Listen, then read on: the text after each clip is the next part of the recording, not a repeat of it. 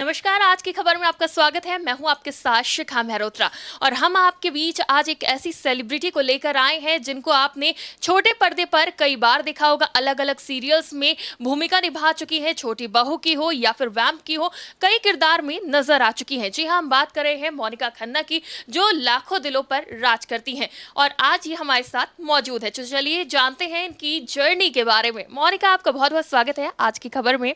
तो सबसे पहले आपकी जर्नी से स्टार्ट करेंगे क्योंकि जो सेलिब्रिटीज़ की जर्नी होती है उसके बारे में लोग जानने में बड़ी दिलचस्पी लेते हैं। ज़रूर आई मीन मुझे ऐसा लगता है कि किसी भी आर्टिस्ट किसी भी एक्टर की जर्नी जो रहती है वो बहुत ही ज़्यादा इम्पोर्टेंट रहती है।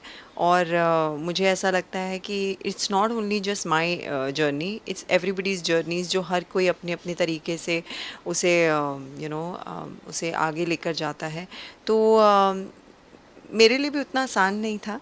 जब आई थी मुंबई तो बहुत ही एक कुछ पता नहीं था, कुछ समझ नहीं आता था, बट इतना ज़रूर मानती हूँ कि ऊपर वाले ने इतना ब्लेस मुझे रखा कि मुझे ये बताने की कोशिश की या मैं ऐसे लोगों से मिलवाया जिन्होंने मुझे काफ़ी प्यार दिया, सम्मान दिया।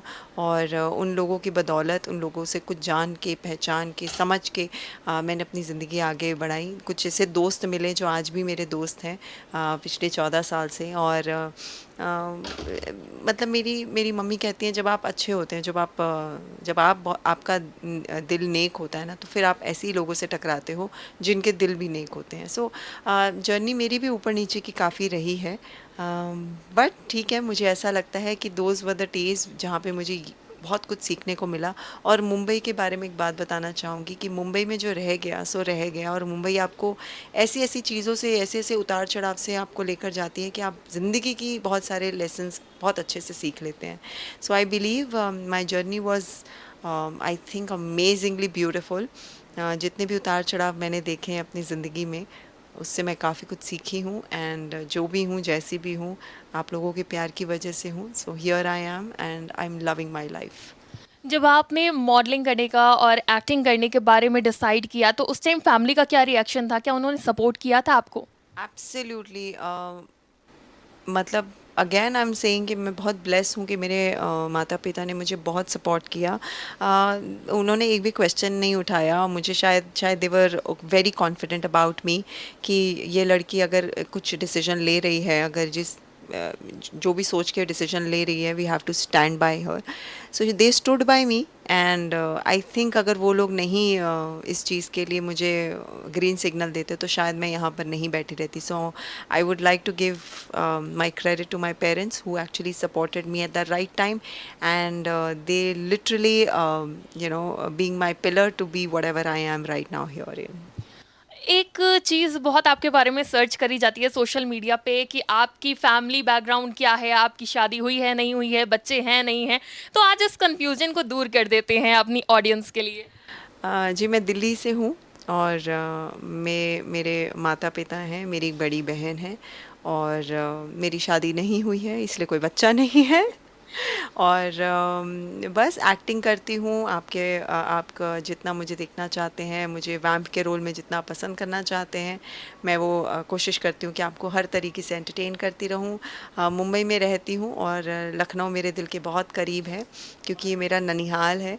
So I would love to come to Lucknow all the time. And yes, I mean this is all about me. Future plans क्या हैं? क्योंकि एक एक्टर के लिए ये बहुत ज़रूरी होता है कि वो हर तरीके के किरदार निभाए। आपके क्या प्लान्स हैं? देखिए, मैं एज एन एक्टर ये मानती हूँ कि एक एक्टर पानी की तरह होता है। आप उसको किसी भी शेप में ढालोगे, वो ढल जाएगा। You just need to work on that actor थोड़ा सा ज़्यादा। Also I am open for every character. मैं वेट करती हूँ बिकॉज आई थिंक मैं इतने वैम्प के रोल कर चुकी हूँ that people really love me in that character and I am really thankful for that. मगर मैं दूसरे कैरेक्टर्स को भी निभाना चाहती हूँ अलग तरीके से। बट ऐसा नहीं है कि I am being very specific about any character. I am really happy with what ever I am doing it. I am just taking one step at a time. And future plans की तो बात अगर करें तो I am just going with the flow. I'm living my life. I'm traveling, and I'm working, and I'm meeting few people. I'm meeting very very kind people, and I am really really thankful to God कि वो मुझे जहाँ जहाँ लेकर जा रहे हैं मैं वहाँ वहाँ जा रही हूँ. सो मेरे फ्यूचर उनके हाथ में है. So I don't have to worry about that. Last question, जिस तरह से आज के जो यूथ है वो ये सोचता है कि उसको जो है पॉजिटिव रोल मिले, वो जो है वैम्प के ना किरदार में जाके हीरो या हीरोइन के किरदार में जाए, लेकिन आपको जनता ने प्यार दिया है आपके काम की वजह से, आप उनको क्या कहना चाहेंगी? सेकंड क्वेश्चन, कि जिस तरह से फैमिली एक्टिंग बैकग्राउंड में जाने के लिए मना करती है, रोकती है, तो आप उनको क्या कहना चाहेंगी? To answer to your first question is, sorry मैं भूल गई, फर्स्ट क्वेश्चन क्या था? यूथ को क्या कहना चाहेंगी? या सो यूथ को मैं ये बोलना चाहूँगी, देखिए एक्टर एक्टर होता है, ये पॉजिटिव नेगेटिव कैरेक्टर ये सब हमने बनाए हैं. और रही बात नेगेटिव, जो बहुत सारे बच्चे हैं जो नेगेटिव नहीं करना चाहते हैं, मैं उनको ये बोलना चाहूँगी कि अगर नेगेटिव नहीं होगा तो पॉजिटिव का कोई महत्व नहीं है. तो मतलब मुझे तो ऐसा लगता है कि मैं बहुत खुश हूँ, मैं बहुत खुशनसीब हूँ कि मुझे ऐसे वैम्प के कैरेक्टर मिलते हैं, बिकॉज इतने फ्लेवर्स, इतने लेयर होते हैं कि आप किसी भी तरह उस लेयर में ढल सकते हैं. उनके पास नेगेटिव के पास बहुत स्कोप होता है. कभी वो पॉजिटिव भी बन जाते हैं, कभी वो सरकास्टिक भी बन जाते हैं, कभी वो डिप्रेसिव भी बन जाते हैं, कभी वो they can go to any level. They have lot of layers in the character. Positive में हमारे इंडस्ट्री में specially when it comes to TV, people wants to wants to sympathize with the positive character. So उसमें मुझे ऐसा लगता है कि एक बाउंडेशन है जहाँ पे आपको उस बाउंडेशन को आप क्रॉस नहीं कर सकते. इसका मतलब ये नहीं है कि पॉजिटिव कैरेक्टर में दम नहीं है. Of course every character it's important in their own way. And मुझे ऐसा लगता है कि आपको बिल्कुल भी ये नहीं सोचना चाहिए. आपको ये सोचना चाहिए कि what ever comes in your basket, you should perform it with honesty, and you should do your homework before taking any character. और अगर आपको कोई कैरेक्टर मिल रहा है तो उस पर होमवर्क करना is very very important, to understand the character, to understand the craft, to understand the background story of that character, so that it will immerse in your soul. कि अगर आप सेट पे जाएँ तो आपको फील होना चाहिए कि आप वो इंसान नहीं है जो आप रियल में हैं, आप वो इंसान बन के आए हैं जो आप टीवी पे, जो आप पर्दे पे उतरना चाहते हैं. सो इस चीज़ के लिए थोड़ा सा मुझे ऐसा लगता है कि डिस्टिंग्विश करने का कोई फ़ायदा नहीं है. But every character is important, but हर एक कैरेक्टर एक दूसरे से जुड़ा हुआ है. अगर एक कैरेक्टर है तो वो दूसरे कैरेक्टर के बिना अधूरा है. अगर नेगेटिव को नेगेटिव नहीं दिखाएंगे तो पॉजिटिव का कोई महत्व नहीं है.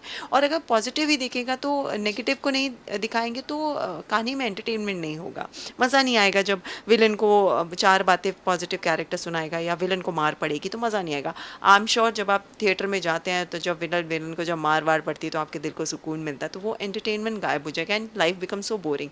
इसीलिए हर चीज़ का बैलेंस बना के रखा है. जहाँ छत है वहाँ पे धूप भी है, जहाँ पानी है वहाँ पे सूखा भी है. So everything has a balance. So positive के साथ नेगेटिव होना बहुत ज़रूरी है और नेगेटिव के साथ पॉजिटिव होना बहुत ज़रूरी है. और अभी तो सिर्फ नेगेटिव और पॉजिटिव की तरफ दायरे नहीं रह गए हैं. बहुत सारे ऐसे कैरेक्टर्स इंट्रोड्यूस हो गए हैं जो अपना अलग फ्लेवर छोड़ के जाते हैं. आप तो देख ही रहे हैं वेब सीरीज़ में कितनी सारे ऐसे कैरेक्टर्स हैं जो शायद टीवी में उनको अपॉर्चुनिटी नहीं मिली, बट वेब सीरीज़ में जब उनको अपॉर्चुनिटी मिली तो उन्होंने मतलब कमाल कर दिया. So I am really I really like to advise you all that don't अपने एक जगह पे आप अपने आप को सीमित मत कीजिए.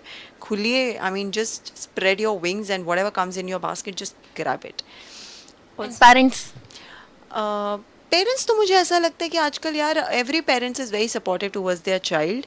I think every parent is really really helpful. बहुत सारे ऐसे मतलब मुझे ऐसा लगता है कि अब चीज़ें खुल रही हैं. अब उनके जो माइंडसेट है वो खुल रहे हैं and they are giving wings to their children, अपने बच्चों पे विश्वास करके. बिकॉज आजकल के बच्चे बहुत स्मार्ट हैं, बहुत प्रैक्टिकल हैं और अपने लिए क्या बुरा है क्या सही है वो बहुत अच्छे से जानते हैं. हम थोड़ी वो वाली पीढ़ी हैं जहाँ पे हम इमोशनल टच में ज़्यादा बह जाते हैं. But today's generation is not that kind of emotional fool any मोर.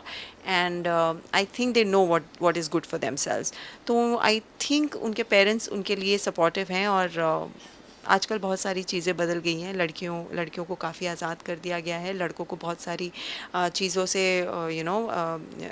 एक इस तरफ मोड़ दिया गया है कि वो भी बहुत सपोर्टिव है towards girls. So I think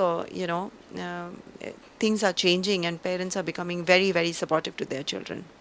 thank you so much. तो हमारे साथ मोनिका खन्ना थी, जो जिनकी एक्टिंग तो आपने देखी ही है, लेकिन अब हमने आपको उनकी लाइफस्टाइल जर्नी से भी रूबरू करा दिया है। ऐसे ही तमाम सेलिब्रिटीज़ के साथ हम आपके लिए लेकर आएंगे उनकी लाइफ और उनके बैकग्राउंड से जुड़ी हुई उनकी जर्नी के बारे में। और आप देखते रहिए आज की खबर।